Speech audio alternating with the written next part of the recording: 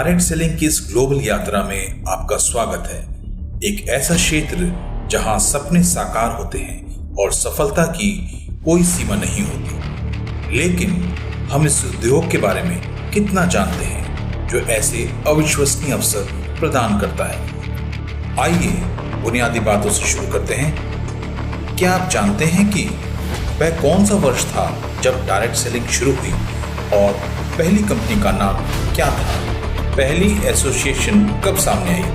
पहला multi level compensation plan कब शुरू हुआ? डायरेक्ट सेलिंग को रेगुलेट करने वाला पहला कानून कब प्रभाव में आया? कितने देशों में अभी डायरेक्ट सेलिंग लीगली हो रही है? इस उद्योग का टर्नओवर क्या है? डायरेक्ट सेलिंग एक संपन्न उद्योग जिसने वैश्विक स्तर पर वाणिज्य को बड़ा आकार दिया है। डायरेक्ट सेलिंग के विकास की असाधारण यात्रा में आप सभी का स्वागत है। 2012 और 2018 के बीच उद्योग की खुदरा बिक्री बढ़कर 192.9 बिलियन अमेरिकी डॉलर हो गई। लेकिन इस उद्योग ने इतनी उल्लेखनीय वृद्धि कैसे हासिल की? इसकी सफलता को समझने के लिए हमें इसके समृद्ध इतिहास को समझना होगा। सन 1855 में साउथ वेस्टर्न कंपनी की स्थापना हुई, जो डायरेक्ट सेलिंग का आधिकारिक जन्म था। हालांकि इस अवधारणा की अनौपचारिक जड़ें 1700 के दशक में यांकी पेडलर्स के साथ थीं। यह पहली डायरेक्ट सेलिंग कंपनी की शुरुआत थी। 1886 में तेजी से आगे बढ़ते हुए जब डेविड एच मैककॉनल ने कैलिफोर्निया परफ्यूम कंपनी की स्थापना की, जिसे बाद में एवॉन के नाम से जाना गया। एवॉन रीसेलिंग और डायरेक्ट सेलिंग के माध्यम से महिलाओं को आर्थिक स्वतंत्रता प्रदान करने वाला अग्रणी बन गया। 2018 में डीएसएन की ग्लोबल टॉप 100 लिस्ट में यह दूसरे स्थान पर रहा। उद्योग के विकास के साथ 1910 में यूएस डायरेक्ट सेलिंग एसोसिएशन का गठन किया गया था। एवॉन और 9 अन्य कंपनियों के संघ से जन्मा यह डायरेक्ट सेलर्स की जरूरतों के लिए समर्पित पहला संघ बन गया। 1930 का दशक पार्टी प्लान्स के साथ नवीनता लेकर आया। नॉर्मन स्क्वायर की रचना ने उद्योग को एक से अनेक में बदल दिया, जिससे इंडिपेंडेंट बिजनेस कंसल्टेंट्स को व्यक्तिगत संपर्क बनाए रखते हुए कई ग्राहकों तक पहुंचने की अनुमति मिली। 1946 में Avon over the counter stock जारी करके सार्वजनिक हो गया। 1964 में इसे न्यूयॉर्क स्टॉक एक्सचेंज में सूचीबद्ध किया गया था। टपरवेयर ने 1951 में डायरेक्ट सेलिंग की प्रभावशीलता को पहचाना। सफल घरेलू पार्टियों के बाद रिटेल को छोड़कर केवल डायरेक्ट सेलिंग पर ध्यान केंद्रित किया। 1959 में एमवे ने एक गेम चेंजिंग अवधारणा पेश की, मल्टी लेवल कंपनसेशन प्लान। 2018 में एमवे ने 8.80 बिलियन अमेरिकी डॉलर के राजस्व के साथ डीएसएन की ग्लोबल 100 सूची का नेतृत्व किया। World federation of direct selling association की स्थापना 1978 में हुई थी, जिसने वैश्विक स्तर पर 12 डायरेक्ट सेलिंग एसोसिएशन को एकजुट किया था। इसका उद्देश्य सहयोग को बढ़ावा देने और मानक प्रथाओं की स्थापना करके चुनौतियों का समाधान करना था। 1985 में उद्योग ने विश्व आचार संहिता की स्थापना करके नैतिक व्यावसायिक प्रथाओं और उपभोक्ता संरक्षण की नींव रखी। 1990 के दशक के अंत में इंटरनेट के व्यावसायिक उपयोग ने डायरेक्ट सेलिंग में क्रांति ला दी।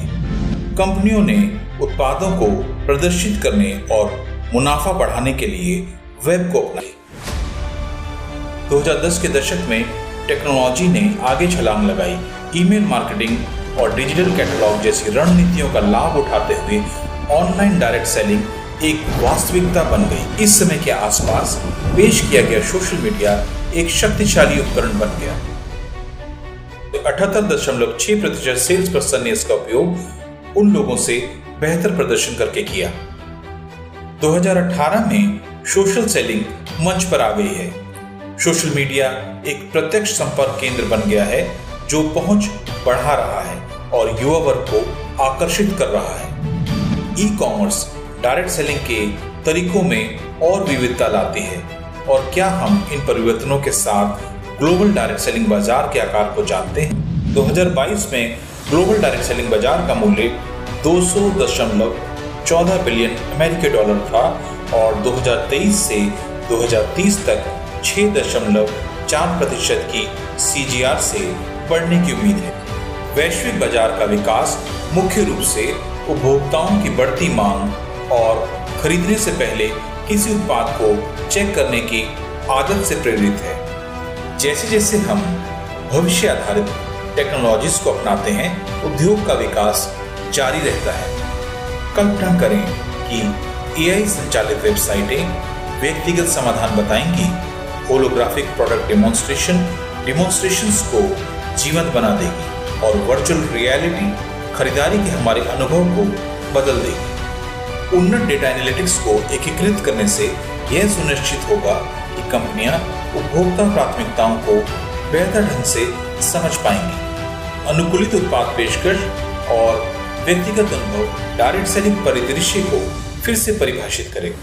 वे अधिकांश लोगों को यह भी पता नहीं है कि डायरेक्ट सेलिंग कंपनी 5 राष्ट्रीय ओलंपिक समितियों की एक गौरवशाली ग्लोबल स्पॉन्सर है और स्पेन में पुरुषों की शीर्ष professional football division La Liga की ऑफिशियल न्यूट्रिशन पार्टनर है। 2021 में एक नई विशिष्ट ट्रेनिंग सेंटर खोला गया।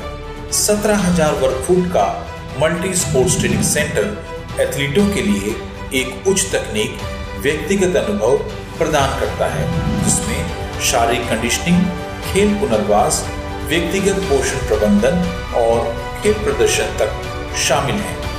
यह अविश्वसनीय है, लेकिन हाँ, ये डायरेक्ट सेलिंग की शक्ति है। वहीं क्रिस्टियानो रोनाल्डो और विराट कोहली जैसे ब्रांड एम्बेसडर भी हैं। इस उद्योग में अपार संभावनाएं हैं। एक अभूतपूर्व कदम में एक तकनीकी दिग्गज ने प्रौद्योगिकी और डायरेक्ट सेलिंग के क्षेत्र का विलय करते हुए एवॉन का अधिग्रहण किया। यह टेकओवर उद्योग के परिदृश्य में बदलाव का प्रतीक है। यह इस बात का प्रमाण है कि कैसे उद्योग विभिन्न क्षेत्रों के साथ जुड़कर नई संभावनाओं को आकार दे रहा है। डायरेक्ट सेलिंग एक सदी से भी अधिक पुरानी व्यापारिक पद्धति 170 से अधिक देशों में प्रचलित है और यह एक वैश्विक उद्योग है। प्रत्येक तकनीकी प्रगति के साथ यह भविष्य की पीढ़ियों के साथ जुड़कर नवाचार का एक प्रतीक बना हुआ है। आज पर्यावरण अनुकूल उत्पादों के बारे में बहुत चर्चा है, लेकिन क्या आप जानते हैं कि इस क्रांति को शुरू करने वाला पहला समूह एक डायरेक्ट सेलिंग समूह ही था और वह भी 1900 के दशक के मध्य में। टॉक्सिक फ्री प्लास्टिक उत्पादों के बाजार में सबसे बड़ा खिलाड़ी फिर से डायरेक्ट सेलिंग उद्योग से है। यह सूची कभी खत्म नहीं होती। इस उद्योग के पास विश्व स्तर पर 700 से अधिक पेटेंट उत्पाद हैं और 90 मिलियन लोग विश्व स्तर पर जुड़े हैं और 66% लोगों ने स्वीकार किया कि डायरेक्ट सेलिंग कंपनियों से प्रशिक्षण लेने के बाद उनके पेशेवर कौशल में सुधार हुआ है। इस क्षेत्र में अगली क्रांति है दार्जो नहीं और अगला सफल व्यक्ति है आप।